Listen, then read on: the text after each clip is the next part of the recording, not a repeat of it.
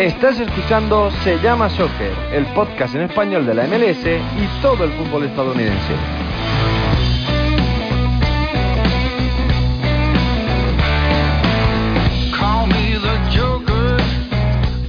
Hola, ¿qué tal? Bienvenidos una semana más a vuestra casa del fútbol estadounidense. Bienvenidos a Se llama Soccer, con la Conca Champions ya en marcha, o a punto de hacerlo, depende de cuando escuchéis el episodio. Y estoy seguro de que se nos van a pasar volando estos meses en el torneo más importante a nivel de clubes en la CONCACAF. Antes de seguir, sin ser tan pesado, pero voy a dejar todos los agradecimientos para el final del programa porque es impresionante la acogida que estamos teniendo otra vez en estos primeros episodios.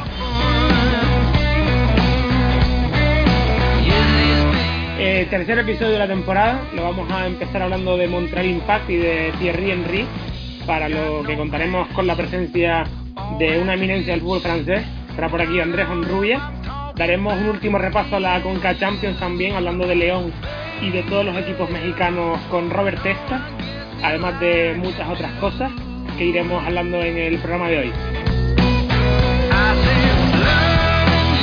Comenzamos aquí el episodio y te saludo a ti, Agustín, muy buenas. Muy buenas, ¿cómo estamos? También habría que preguntarle qué tal está Thierry Henry, ¿no? Porque parece que se hace cargo ya de un equipo que en 2019 dejó mucho que desear y al que a priori pues va a costar ver de mejor forma en este inicio, ¿no?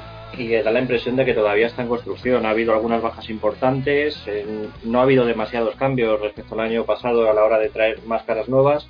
Entonces vamos a ver un Montreal bastante familiar, de los que lo hayamos visto la temporada pasada, así que en estos primeros compases, sobre todo en la Liga de Campeones, vamos a tener que ser un poquito indulgentes para dejar trabajar un poquito más a Thierry Henry y ver si de una vez por todas puede poner su sello en un equipo. De todas formas, no sé si tienes la misma sensación que yo, pero creo que de Montreal Impact hablamos peor en 2020 de lo que hizo el año pasado, de lo que en realidad pudo ser, porque es verdad que fueron el equipo más goleado de la conferencia este, se quedaron a 4 puntos de entrar a playoff, que no es tanto, ganaron luego de forma milagrosa el campeonato canadiense, y no sé, me parece que tampoco están tan mal, aunque no fuese del todo bueno el resultado global de la temporada pasada. Lo que pasaba es que el fútbol que proponían era bastante pobre y durante gran parte del año todo estuvo girando en torno a la actualidad de Piatti, sus recurrentes lesiones, de ver cuándo se iba a recuperar y de esperar que el argentino por sí solo hiciera cambiar al equipo. Pero luego es verdad que veía los partidos y dependía mucho de Teider en el centro del campo para que no se descosiera. La defensa de 3 centrales muchas veces era lo que más brillaba y en ataque pues tuvimos un par de semanas en el que hubo un pequeño boom con la llegada de Lapalainen y en cuanto aterrizó Bojan, pues la verdad es que estuvo completamente de adaptación durante todo el final de año. En 2020 tenemos que intentar ser un poco más optimistas y tenemos que también demandar un poquito más de Montreal, pero que no va a ser de la noche a la mañana, eso está claro. El problema también es la inestabilidad que hubo en el banquillo el año pasado, porque empezaron con Remigar, luego lo despiden y contratan a Wilmer Cabrera. Da la sensación de que igual necesita Montreal encontrar un poco de estabilidad o tener un poco de paciencia con esos entrenadores, dejar que se trabaje, fijar un objetivo a largo plazo, porque me parece a mí que es lo que quizá pueda intentar Saputo este año con una figura tan reconocida como la de Henry. No me parece que lo puedan echar al cabo de un año si no cumplen objetivos. La cosa es que también los dos entrenadores que tuvieron el año pasado no eran entrenadores flojos, no eran figuras de papel precisamente. Rémi Garde es un tipo que tiene bastante trayectoria, estuvo en un Lyon que era muy competitivo en Francia. Luego es verdad que en el Aston Villa pues estuvo en un momento muy delicado del equipo de Birmingham, pero es un entrenador de peso, un entrenador bastante bueno y que tenía bastantes cosas que decir y dio la impresión de que pasaban un poco de él, como que lo tenían ahí y que no era el proyecto, no pudo desarrollar un proyecto como a él le hubiera gustado. Luego Wilmer Cabrera, otro tipo que conoce muchísimo la liga, que tiene personalidad propia y tampoco pues no pudo meter al equipo en los playoffs y eso lo terminó condenando, pero no me hubiera extrañado nada que le hubieran dado una segunda oportunidad, no me hubiera parecido tampoco mal. Entonces Montreal es una franquicia en la que el peso de la directiva está muy patente, quizá uno de los equipos en los que más se conoce a los directivos que a los miembros del cuerpo técnico, y eso también va a ser una presión añadida para Thierry Henry porque llega a un banquillo muy caliente. Bueno, lo avanzamos la semana pasada, que teníamos que hablar de la faceta de entrenador de Thierry Henry ahora que ha sido nombrado como nuevo entrenador de Montreal Impact y ahora que se acerca sobre todo su debut oficial con el equipo canadiense en esta Conca Champions, dijimos que lo haríamos con un invitado especial y lo prometido es deuda. En el programa de esta semana de Se llama Soccer tenemos a Andrés Honrubia. ¿Qué tal? Hola, ¿qué tal? Encantado de estar aquí, Jaime.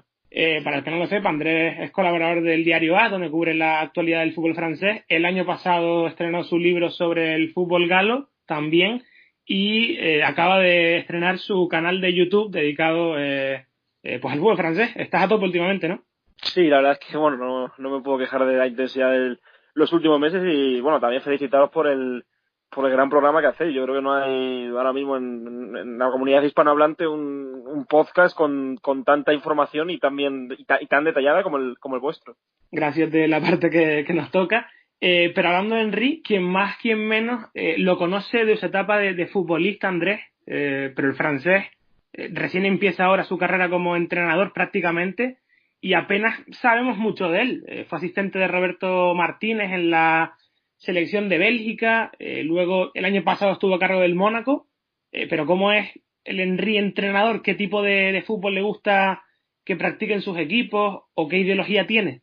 Es una pregunta complicada, ¿no? Porque tampoco le podemos establecer un patrón, ¿no? Por aquel paso por el Mónaco que fue muy efímero, pero sí fue un entrenador que parecía que tenía tendencia a ser muy parecido a Roberto Martínez, ¿no? Jugó bastante con tres centrales, con carrileros que podían ser extremos. De hecho, se trajo a Charlie al Mónaco y ahí lo utilizó bastante carrilero como hacía la selección belga, pero un entrenador que yo personalmente me parecía bastante conservador, ¿no? Sobre todo porque en un partido que recuerdo ante el Niza, ¿no? Que fue casi ya su fin, en el que en un derbi de la Costa Azul el Niza se queda como un jugador menos y Henry, en vez de cambiar la defensa de tres centrales y ser un poco más ofensivo, siguió así, el partido acabó empate a uno, como si el empate le valiese, ¿no? Es un entrenador que tampoco podemos jugar por su paso por el Mónaco, porque es verdad que el equipo pues era un desastre tácticamente y en defensa sobre todo, y no le llegaron a tiempo los fichajes que pedía, pero es un entrenador que por ideología que podíamos determinar, pues un entrenador bastante defensivo, aunque ya te digo que fue un auténtico fiasco lo suyo con el Mónaco, ¿eh?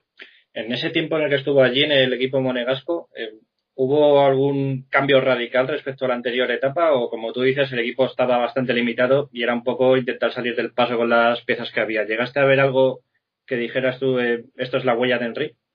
Pues sinceramente no, o sea, fue un equipo que fue a menos, el contexto no lo ayudó, pero sí es un equipo que yo creo que intentó cambiarlo con una defensa de tres centrales, se le vio que quería pues sobre todo ganar solidez, un equipo que replegaba muchísimo, que no quería la iniciativa para nada, sobre todo Henry intentó paliar los problemas defensivos en tiempo récord. Ese equipo pues lógicamente era un fiasco en defensa, sobre todo con Glick y Emerson, que era un nivel bastante flojo, que confió en algunos jóvenes, sobre todo yo no fue lo más destacable, ¿no? Confió en algunos jóvenes como Badiashile, ¿no? Que se erigió como un gran central con 17 años, no le tembló el pulso para tampoco poner a Masengo en un partido ante el Atlético de Madrid en Copa de Europa, pero esa confianza en los jóvenes quizá fue lo más destacable de su efímero paso por el Principado. ¿Y qué fue lo que llevó a su destitución? ¿Hubo errores propios en esa pequeña etapa o se dieron cuenta de que haber destituido en su momento a Leonardo Jardim fue un error y quisieron un poco corregir la decisión tomada?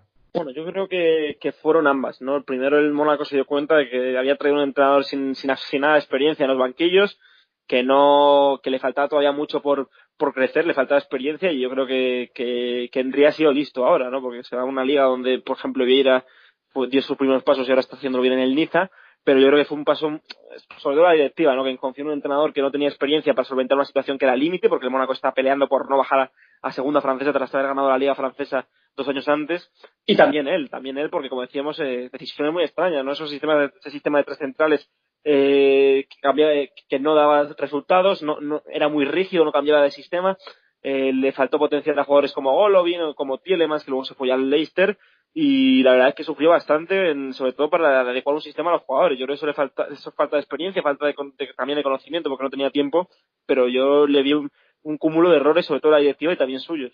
Has comentado que intentó poner en práctica el sistema de tres centrales que le vimos a Roberto Martínez con la selección belga.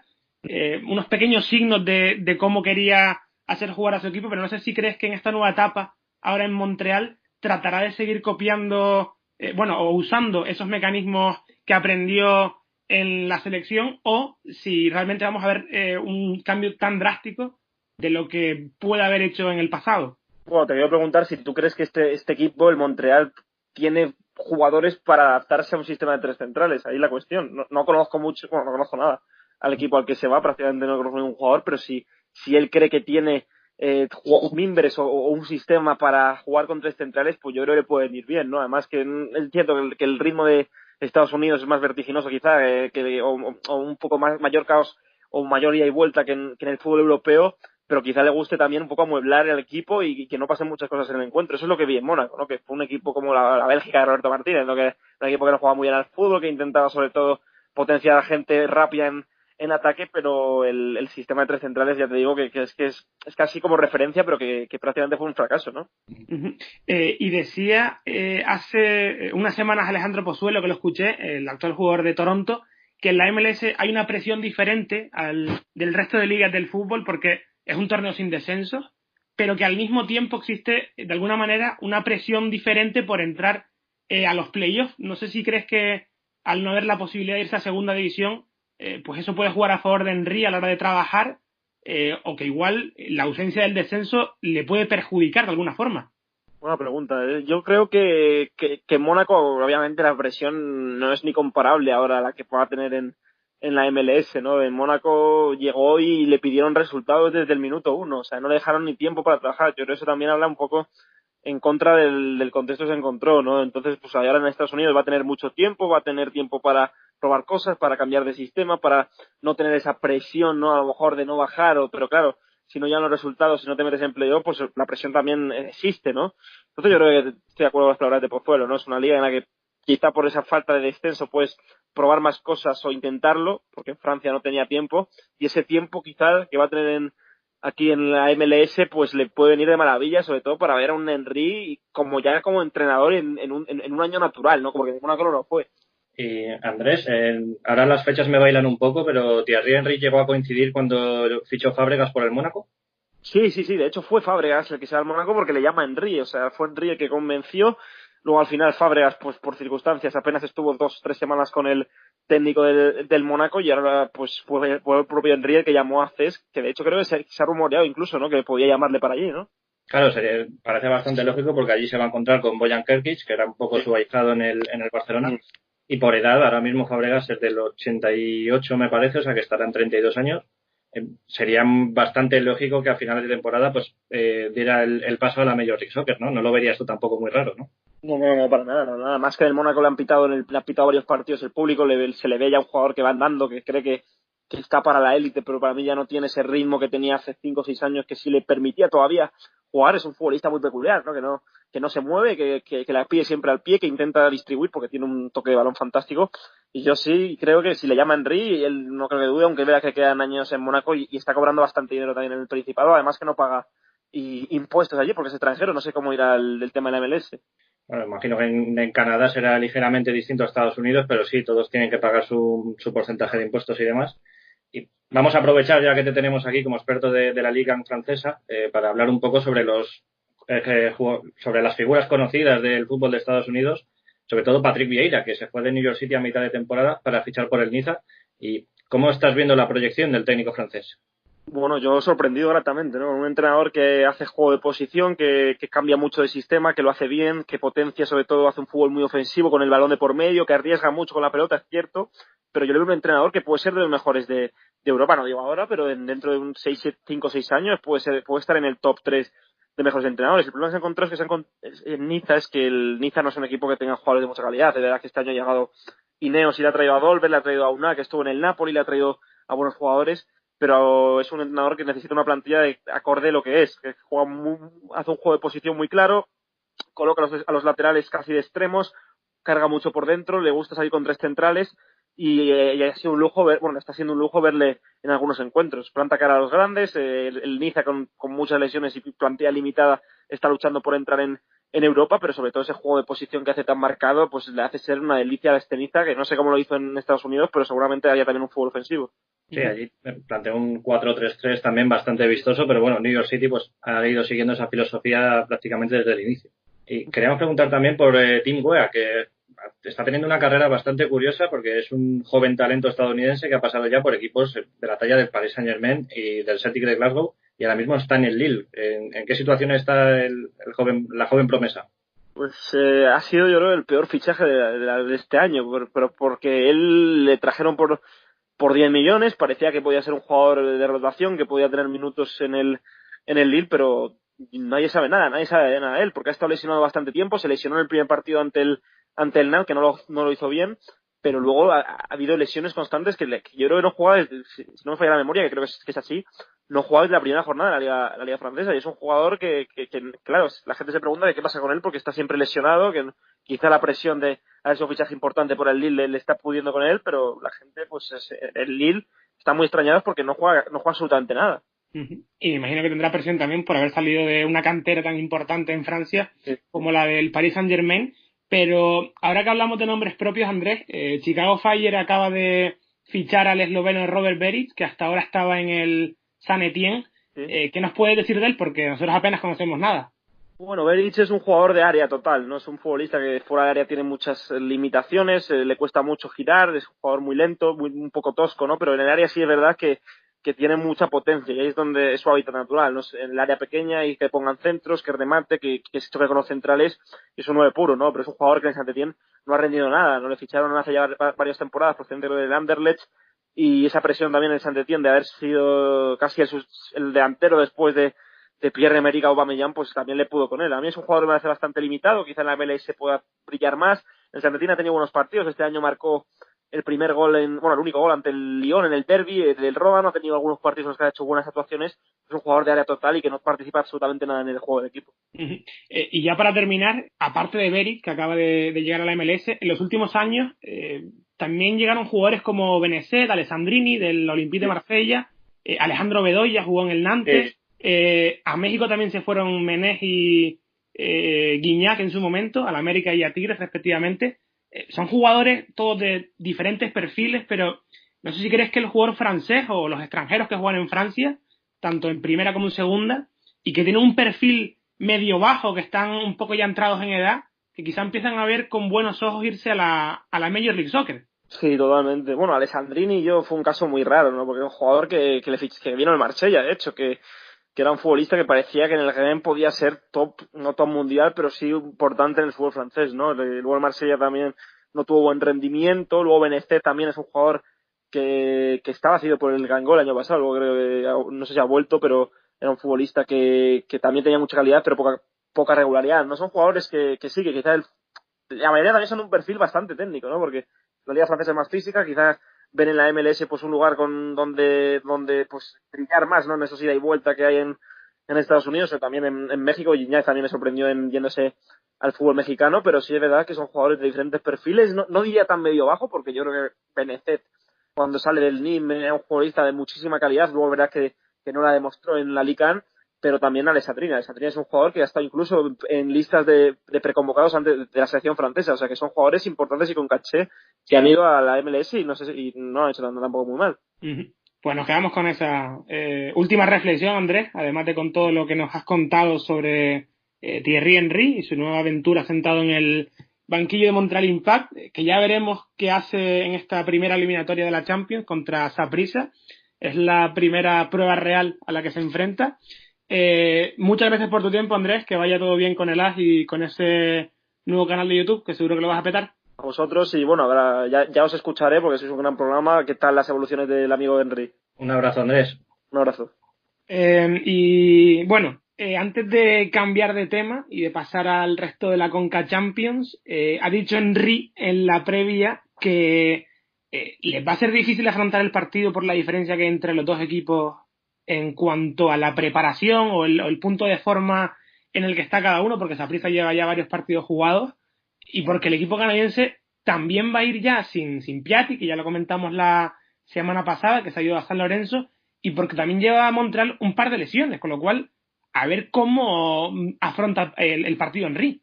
Sí, lo que veníamos comentando antes, que la defensa el año pasado era una de las líneas que más funcionaba, está muy modificada de cara a 2020, porque se ha marchado Sagnac, que ya por fin ya ha colgado las botas, se ha marchado Cabrera, el central argentino, rumbo a Houston en el intercambio por Kyoto, y también se ha ido Danilovic, el lateral izquierdo internacional por Estados Unidos. Son también tres bajas muy importantes. Es empezar otra vez otra línea defensiva en la que tendrán que empezar a ganar con penetración entre ellos. Y yo creo que todo, o casi todo, va a depender de cómo funcione en ataque Boyan, Kyoto, que es otra de las grandes novedades este año, y sobre todo Bayou, que ha vuelto después de ese paso por el fútbol español en el que no ha terminado de asentarse del todo, después de pasar por el Barça B y por el Albacete. Y que cuando salió de Montreal tuvo también varios problemas, que lo recuerdo yo, que era un chico muy rebelde, que se lo tenía todo muy creído y que salió un poco con mal pie de Montreal antes de salir al fútbol español, ya regresaba, pero bueno. Y no me quiero olvidar también de una cosa que no tiene mucho que ver con lo deportivo, pero Saprissa leí antes que ha comunicado la expulsión indefinida de la barra brava de su estadio.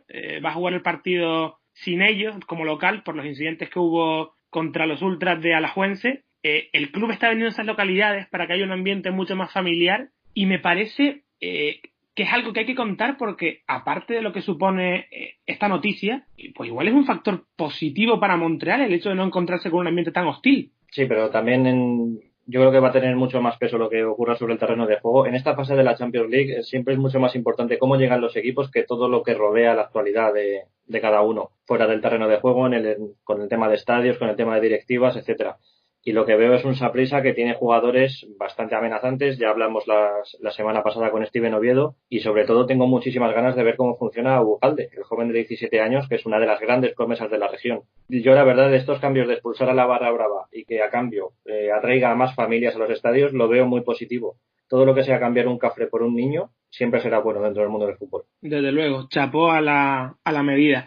Pero siguiendo en temática con K-Champions, eso sí, saliéndonos ya de la espiral de Montreal, vamos a profundizar en los equipos que están al sur de la frontera, porque parece que aquí solo compite la MLS en estos octavos de final, pero la realidad es que el cuadro es muy grande y tenemos también a 4 equipos de la Liga MX peleando por este torneo, en el que son favoritos sin duda. Sí, uno de los eternos candidatos al título sería Tigres, que se enfrenta contra el Alianza salvadoreño, es una eliminatoria a priori bastante favorable, y luego se vería contra el vencedor del San Carlos New York City, con lo cual el camino de inicio para el equipo regiomontano parece bastante bueno y vuelve a ser otra vez uno de los grandes candidatos. Ya lo pusiste tú incluso como... No fuiste tú, fue Gabriel, que lo puso como el gran favorito al título esta temporada. Y tenemos también a Cruz Azul, que se enfrenta con Portmore United, el equipo jamaicano, que viene después de hacer un papel bastante pobre en el Campeonato de Clubes del Caribe, que fue eliminado por un equipo haitiano, y en la otra eliminatoria sería entre Comunicaciones de Guatemala y América, otro de los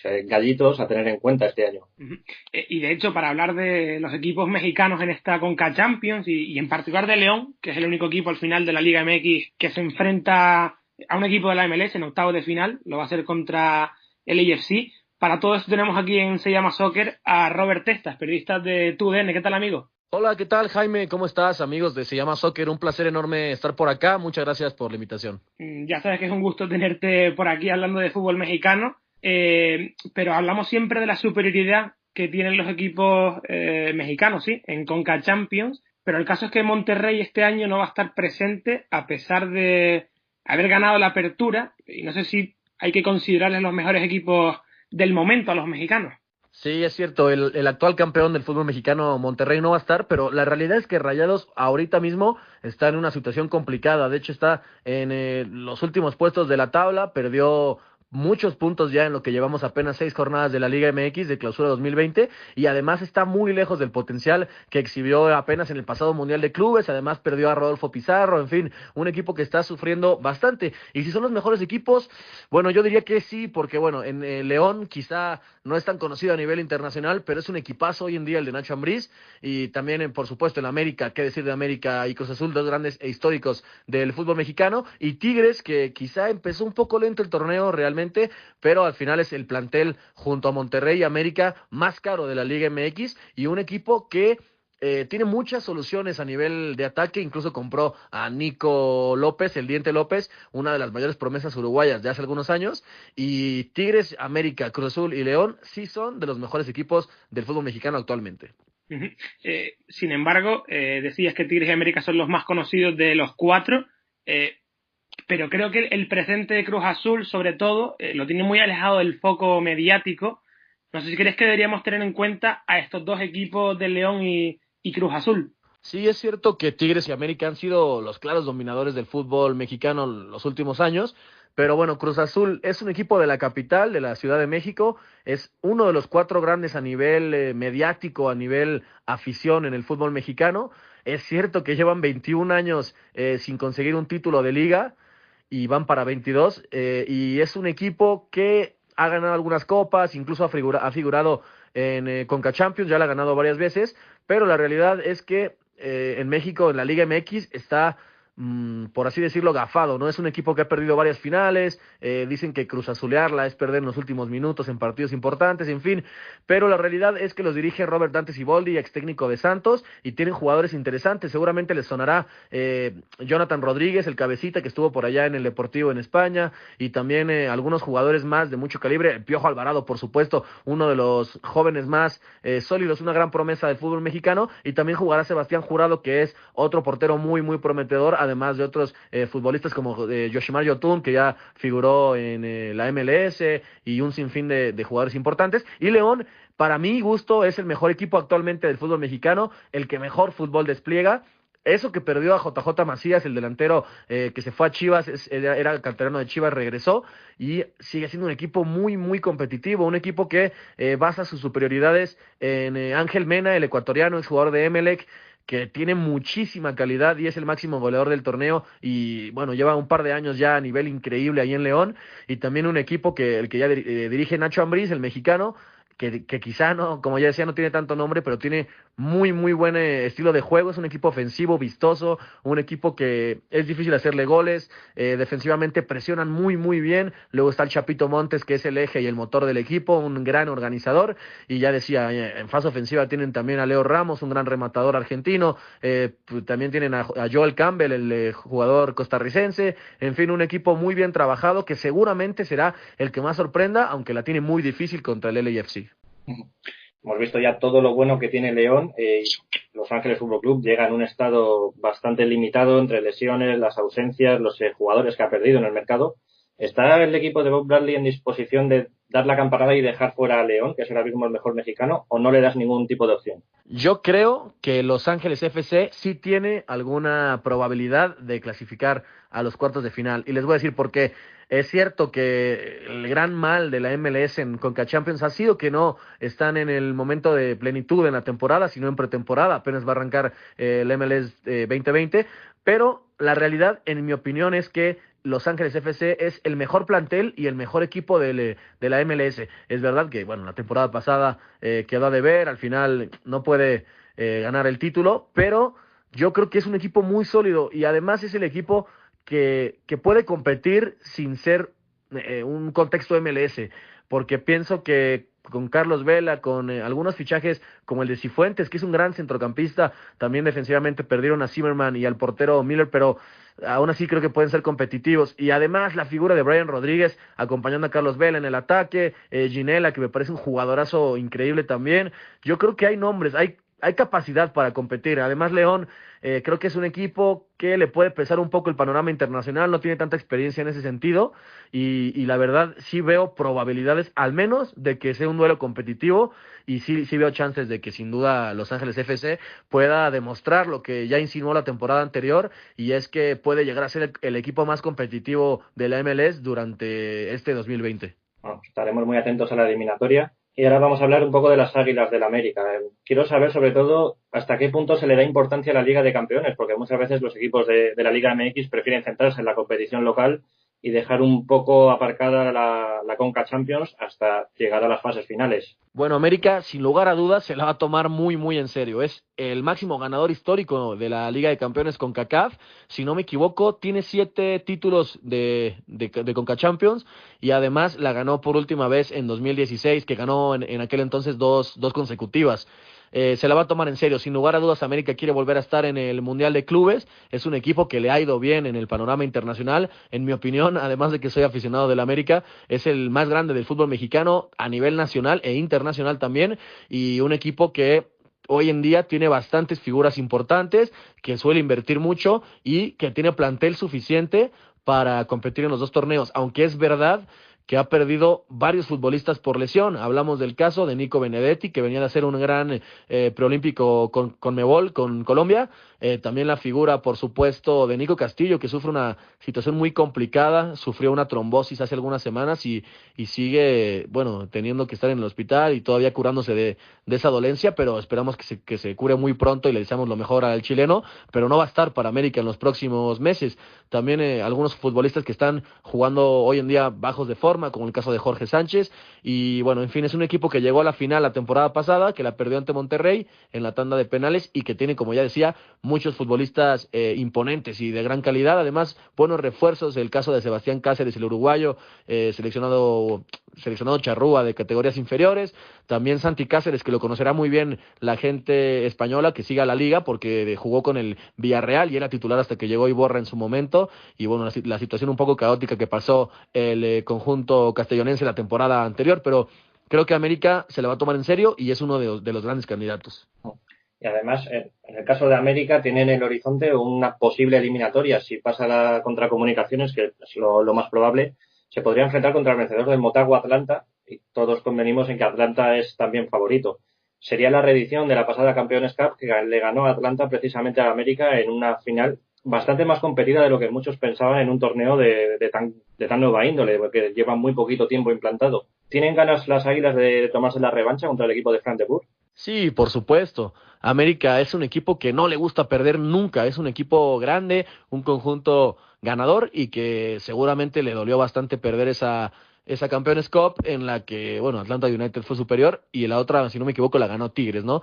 Pero bueno, más allá de eso, creo que ya hay un debate muy interesante tanto en México como en Estados Unidos y por supuesto en España, que también se sigue mucho la MLS, de que ya está cerca o ha superado o ha igualado el nivel y globalmente a la Liga MX, ¿no? Es el debate de Liga MX, MLS, cuál es mejor, cuál crece más, cuál está en mejor momento, etcétera. Entonces América y los equipos mexicanos quieren demostrar, quieren imponer su ley, quieren continuar con el reinado de Norteamérica, de esta CONCACAF, donde sin discusión México ha dominado en los últimos años, 25 de los últimos 28 campeones han sido aztecas, pero cada vez se reducen más las diferencias en cuanto a ligas y creo que valdrá la pena debatir y profundizar más adelante en este debate, ¿no? de la MLS o Liga MX, cuál es mejor, y por supuesto América quiere demostrar y como ya decía, tomar revancha del Atlanta United y demostrar que México sigue siendo el rey.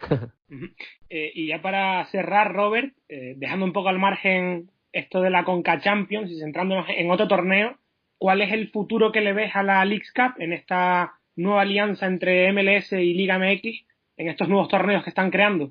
Bueno, la Leagues Cup, a mí la Campeones Cup no me parece mal, creo que es interesante enfrentar a los campeones de cada liga, pero la Leagues Cup me deja algunas dudas, sobre todo por el sistema de competencia. Creo que sí deberían ser más equipos, creo que deberían ser equipos que se ganen con méritos estar en este torneo y que no sean impuestos como ha sido hasta ahora, pero creo que tiene potencial, pero tienen que manejarlo mejor. Potencial en el sentido económico, por supuesto, pero potencial también, por esto que mencionaba, de que es más probable demostrar mientras más equipos se enfrenten de MLS y Liga MX. Entonces, por ahí creo que hay bastante futuro. ¿Y qué opino? Bueno, creo que el futuro que le puede acontecer a la Leagues Cup es brillante, sobre todo si la saben llevar, ¿no? A nivel mercadológico y económico es un bombazo poder llevar al América, a Chivas, a Cruz Azul, a Pumas, a Monterrey, a Tigres, a Santos, etcétera, a Tijuana también, a jugar en Estados Unidos, donde sabemos que hay muchos mexicanos, donde sabemos que los estadios se llenan, por supuesto, y a diferencia de México, donde muchas veces vemos el Estadio Azteca más vacío que lleno, la gran mayoría de inmuebles con poca gente, poca afluencia, desde que no hay descenso también hay muchos partidos descafeinados, entonces creo que le puede dar vidilla al fútbol mexicano competir cada vez más con la MLS y además hacerlo de esta manera con un sistema pues ya definido, ¿no? Y con una estructura y con una competencia nueva y un trofeo y más alicientes económicos. Entonces el futuro creo que es bueno, pero sí hay que ajustar muy bien el sistema de competencia y también darle mérito, o quiero decir que sean equipos que se lo ganaron estar ahí, no que sean impuestos, como ya decía. Uh-huh. Bueno, pues nos quedamos con esa última reflexión, Robert. Gracias por haberte prestado para el programa. Ha sido un placer tenerte por aquí.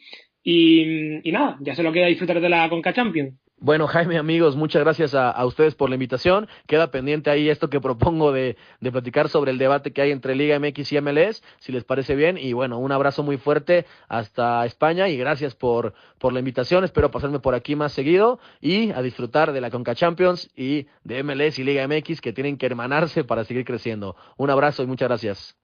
Vive toda la MLS en Se Llama Soccer.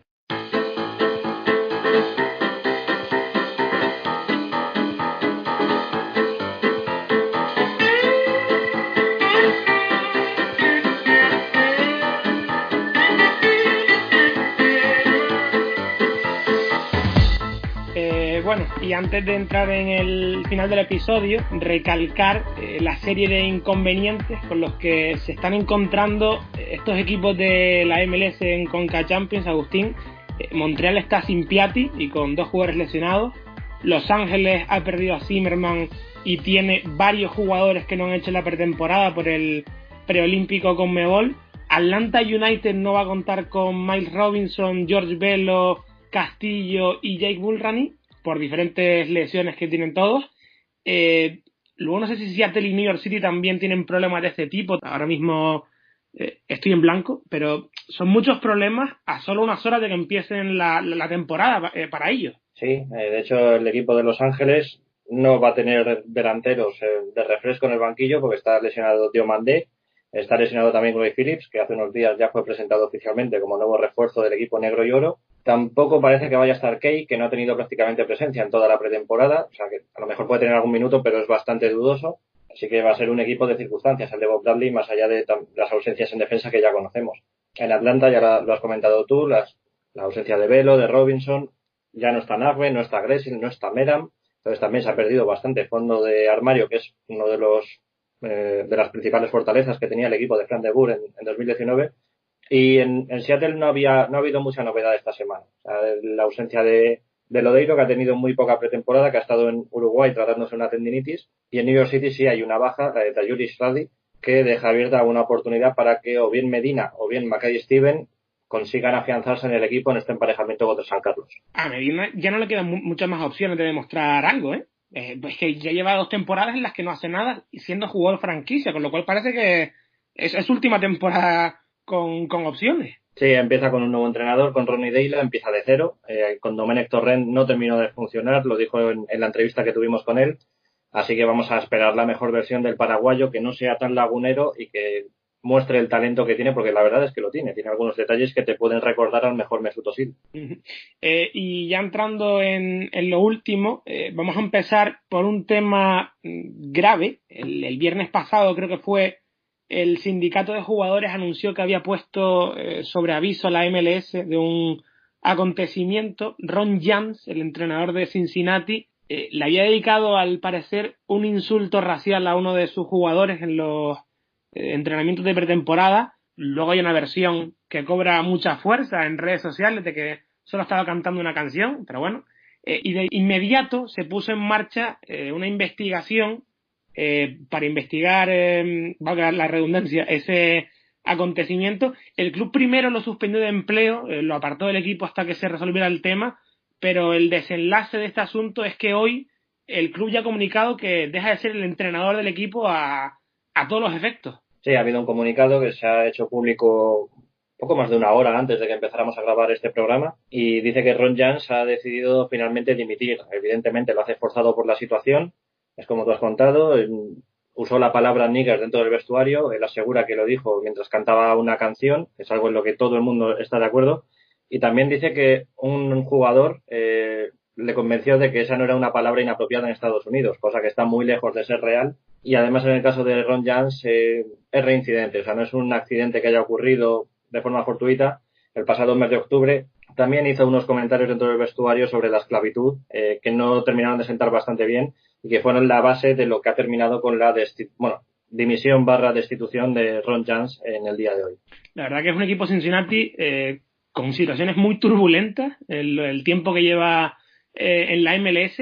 Va a hacerse cargo del equipo ahora John Dammett de forma interina hasta que el club encuentre un entrenador, pero es curioso porque Cincinnati hasta ahora le estaban yendo medio bien las cosas, o al menos estaba haciendo bien las cosas desde los despachos, porque el club parecía un poco ya más estable que la temporada pasada. Habían fichado a Jürgen Locadia, que es un gran jugador, pero parece otra vez que todo se vuelve a caer y que tienen que volver a empezar desde el principio con todos esos problemas y más incluso que los que tuvo la temporada pasada. Y parece que es un equipo que está peleando bastante fuerte por ocupar el lugar en nuestros corazones que ocupaba hasta el año pasado Orlando City. Así que por eso te he enviado un audio en el que podemos iniciar una nueva sección sobre Cincinnati. Vamos a escucharlo.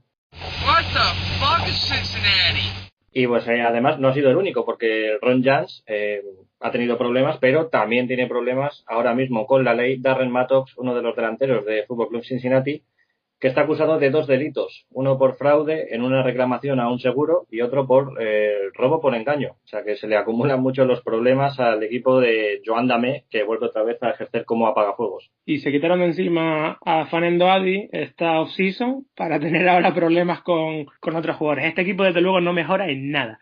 Pero bueno, a ver cómo se van resolviendo todos estos problemas.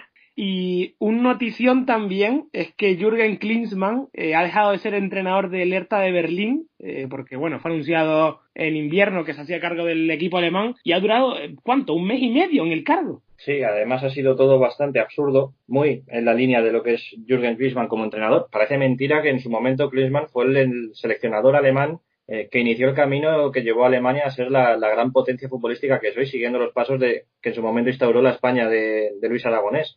Eso parece haber quedado completamente en el olvido y ahora pues Jürgen Klinsmann es un entrenador que lleva problemas allá por donde va y de hecho estoy viendo que hay muchos periodistas en Estados Unidos que lo piden como nuevo fichaje para Cincinnati. No sé si lo hacen ya por querer aumentar el troleo al que fue el año pasado equipo de expansión o porque lo piden seriamente, pero la verdad es que la etapa en el Hertha ha sido muy llamativa. Lo primero que hizo fue apartar al entrenador de porteros porque criticó a su hijo. Recordamos que Jonathan Klinsmann el año pasado era el portero del Hertha de Berlín y este año lo han terminado vendiendo al St. Gallen suizo. Y el entrenador de porteros, se llama Scholz Petri, dijo que no tiene mentalidad de jugador alemán, tenía todavía mucha mentalidad de jugador estadounidense. Eso le sentó muy mal a Klinsmann y terminó apartándolo y fue el principio de una serie de catastróficas desdichas. Vaya con Klinsmann. Y has dicho lo de que Cincinnati, bueno, la afición de Cincinnati lo pide para entrenar al club. A mí me encantaría porque ese señor, siendo serio de verdad, cuando entrenaba a Alemania me gustaba mucho, también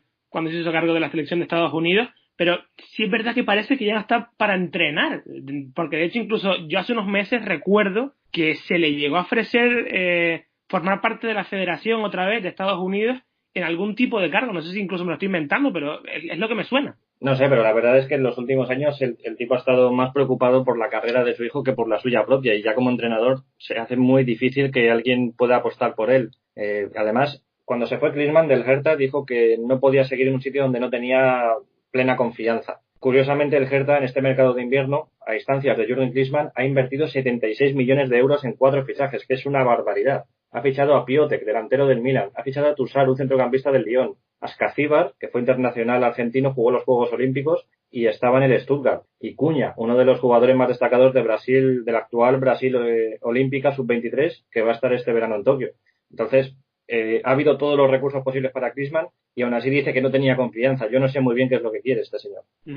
Y luego, en los últimos días, las últimas semanas también, el Inter de Miami ha ido cerrando flecos en los contratos de jugadores a los que quería fichar. Primero presentaron al argentino Jorge Nicolás Figal, que llegó de Independiente, luego a Reyes, que se va cedido ahora a Club Bolívar, propiedad de uno de los dueños de Miami, Marcelo Claure, y luego la bomba que esperábamos todos, la de Rodolfo Pizarro, de Rayados de Monterrey a Miami por 12 millones de dólares, y va a ser el segundo jugador franquicia que incluso ya se estrenó la semana pasada en un amistoso marcando un gol. Sí, Pizarro, que es uno de los fichajes estrella de la Major League Soccer esta temporada, quizás a la altura de Chicharito con los Galaxy, ha generado mucho revuelo al sur de la frontera y está en una edad fantástica. El otro día veíamos que tenía 25 años y está en disposición de dar un gran salto si sabe aprovechar esta oportunidad en Miami. Ha tenido además el beneplácito de Gerardo Martino y de Matías Almeida, que lo han convencido para que cambie de liga. Y el resto de fichajes pues también tiene buena pinta. Reyes es el que ha llegado cedido del Atlético Nacional de Colombia y ese sí se va a quedar. El que se le ha marchado a Bolívar cedido es Quinteros, un juvenil también de la Sub-23 boliviana, con lo cual ya se ve que están planeando no solo el presente con esta temporada inaugural, sino también el futuro. Pues acepto el fallo ahí de mi parte. Y luego te quería comentar también sobre Pizarro. Se ha comentado mucho estos días en México que el paso a la MLS es un paso atrás, que no va a poder llegar a Europa desde allí por la edad que tiene, pero a mí me parece todo lo contrario. Me parece que todavía es joven, todavía tiene posibilidades de llamar la atención de algún equipo europeo, y sobre todo porque jugará para el equipo de una persona tan reconocida a nivel mundial como David Beckham, que seguro que va a poder de alguna forma meterlo en Europa. Sí, va a tener muchísimo más impacto mediático que jugando en Monterrey. De hecho, ahora este año Monterrey no va a estar en la Champions League, va a perder un poquito más de foco, dentro del poco foco que tiene esa competición aquí en Europa, así que yo creo que le va a venir muy bien. Y si además el que le ha convencido para que se vaya a Miami para relanzar su carrera es el propio seleccionador de México, parece claro que no va a estar fuera del radar del Tri. Y luego, dejando de lado lo de Pizarro, tras muchos años en la Premier League, en las filas del West Ham, Winston Reid ha hecho las maletas y se ha marchado a Kansas City. Yo no conozco mucho a este jugador, pero no sé si llegará a ser importante en el equipo de Peter Vermes o no. A mí me parece un salto de calidad brutal. El Reid ha sido una pieza bastante importante del West Ham. Ha llegado a ser capitán del equipo Hammer en la Premier League. Tiene muchísima experiencia a nivel internacional, un montón de partidos con la selección de Nueva Zelanda. Así que para mí es un central que eleva muchísimo el nivel de la zaga, que es lo que le falló el año pasado a Kansas City, donde no le salía nada bien. Y este año va a tener un central de muchísimas garantías, muy imponente y con un físico privilegiado. ¿Para quitarle el sitio a Vara o a Fontás? A los dos. A los dos directamente. Ya puedes poner a Reid solo y funciona como los dos. Ya se las apañará Peter Vermes. Y luego más fichajes. Montreal ha traído a Manuel Maciel en esa nueva estrategia de cooperación entre canadienses y San Lorenzo por el traspaso de Nacho Piatti. Y Chicago Fire ha reforzado la defensa también con Boris Sekulic. Sí, el fichaje de Sekulic tiene muy buena pinta, porque es un jugador, un lateral eslovaco, ya con 28 años, ya no le va a pillar de sorpresa lo que se encuentra en la MLS, y viene de jugar bastante bien en el Górnik polaco. De hecho, su salida ha sido en muy buenos términos por parte de la afición, por parte de los medios. Él dijo que había disfrutado mucho, después de haber pasado un periodo bastante breve por Bulgaria, que no funcionó en el CSKA de Sofía. Y me sorprende y quiero poner atención en el fichaje de Maciel por Montreal Impact, porque dio una entrevista a Pasión por el Ciclón, que es un medio que sigue la actualidad de San Lorenzo, y hay una parte de la entrevista en la que él mismo dice que le avisaron por la noche de que se tenía que ir. En el momento en el que se hizo lo de Piatti, le llamaron, le dijeron, estás dentro de la operación y te tienes que ir para Montreal. No le avisaron en ningún momento, él no era consciente, y solo queda saber si Thierry Henry era consciente de que le iba a llegar este centrocampista por parte de San Lorenzo. Si no, pues va a tener ahí un jugador que él no ha pedido, que no necesitaba, y vamos a ver hasta qué punto le da protagonismo sobre el terreno de juego. Pero, y digo yo, sabiendo que la MLS es una entidad única en la que los jugadores se pueden ir traspasados sin realmente tener voz y voto en las decisiones, en Argentina no es igual. Con lo cual no sé yo por qué Maciel tiene que aceptar marcharse a Montreal si él realmente no quiere irse. Bueno, en la entrevista dijo que le había sentado mal que no le dijeran nada, pero que al final fue él el que dijo, dice, bueno, vale, hago las maletas y me voy. Maciel a sus 22 años solo había jugado un partido completo con el equipo de San Lorenzo. Luego había estado en el filial, y así que creo que él lo mismo lo ha visto como una oportunidad para hacer borrón y cuenta nueva, salir de un sitio en el que veía que a estas alturas pues tampoco había tanta confianza en él, y si había confianza no lo hubieran metido en una operación de este tipo, e intentará empezar a generar su propia carrera, veremos si en Montreal o en otro equipo. Un poco turbio todo esto. Y luego un fichaje que a mí me llama mucho la atención y que me encanta es el de Justin Meram por Salt Lake. Y no sé, es como wow, era un jugador que todavía estaba para jugar en algún grande de la liga, pues tipo Atlanta como el año pasado. Y a mí me parece un fichajazo para un equipo que no sé si entrará en playoff, pero que va sumando efectivos para al menos estar pegando esta temporada, porque la Conferencia Oeste me parece que va a subir un peldaño todavía más en competitividad de lo que ya lo tenía la temporada pasada, que era altísimo. Sí, y además no tiene mala pinta lo que está haciendo el equipo ahora con Freddy Juárez a los mandos. Ya se han ido jugadores como Savarino, también en otros de la vieja guardia como Joao Plata, y parece que ahora con el fichaje del venezolano Ramírez en una banda, llega ahora por la otra Meram, Incluso Meram en este equipo podría jugar como media punta perfectamente porque tiene capacidad para ello, pero imagino que seguirá pegado a la banda al ir aquí porque es donde mejor ha rendido. Da la sensación de que hay cierto criterio. No me la juego mucho con Salt Lake porque luego termina decepcionando, pero sí parece que es un equipo que tiene ciertas hechuras de ser mucho más competitivo que el año anterior. Y van a seguir teniendo a Beckerman otro año más, que parece que nunca se retira este señor. Y a Mulholland. Y a Mulholland, es verdad que también le renovaron. Pero bueno, ese señor siempre estaba mucho más en Real Monarchs, en la USL el año pasado, que en el primer equipo, ¿eh? Sí, pero son dos tipos eternos que el día que se retiren pues nos va a extrañar bastante porque forman parte del paisaje de la Major League Soccer desde hace tantísimo tiempo que ya no sabemos cuándo entraron y sobre todo cuándo querrán irse. De los últimos 20 años, diría yo, porque me parece que sí, 20 años por lo menos. Beckerman tiene 38 por lo menos. Y Beckerman tiene que estar en el top 5 de jugadores con más minutos, eso casi seguro. Seguro. Igual que... ¿Cómo se llama el portero? Ya me olvidé. Luis Robles. No, Nick Rimando. Rimando. Ya se me retiró y ya me olvido de él. Lo dejo con tu corazón. Sí. Bueno, ya iremos discutiendo todo esto un poco más largo y tendido, de cómo encajan también estos nuevos fichajes de Meram y de todos los que están llegando la semana que viene con esa previa de la MLS que haremos, porque ya un poco nos vamos quedando sin tiempo, ¿no? Así es, ya no queda mucho más. Hay algunos fichajes menos relevantes que tampoco vienen al caso. Ya veremos si terminan teniendo protagonismo o no, algunos rumores, pero por ahora traemos lo más jugoso, lo que ya está confirmado, y esto es lo que tenemos por esta semana. Pues te voy despidiendo, Agustín, que vaya todo bien y ya volvemos a juntarnos la semana que viene. Eso es, nos vemos en 7 días. Un abrazo, chao.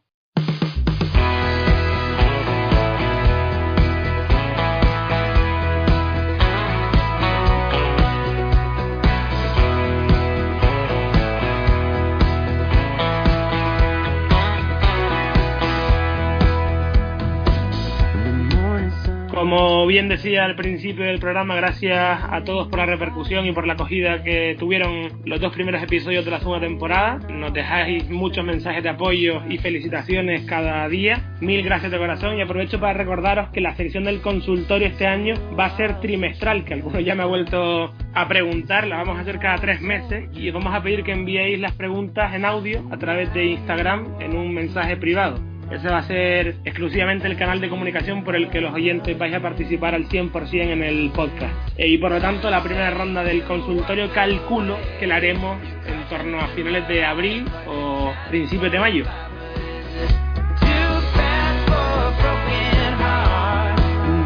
El perfil de Instagram del programa es @seyama_soccer, igual que el de Twitter, y es importante que sepáis que el podcast está disponible en varias plataformas, en iVoox, en Spotify, en Apple Podcast, TuneIn, Google Podcast, etcétera. Todas las apps están disponibles en iOS, Android y también en versión web, así que no tenéis excusa para no escucharnos.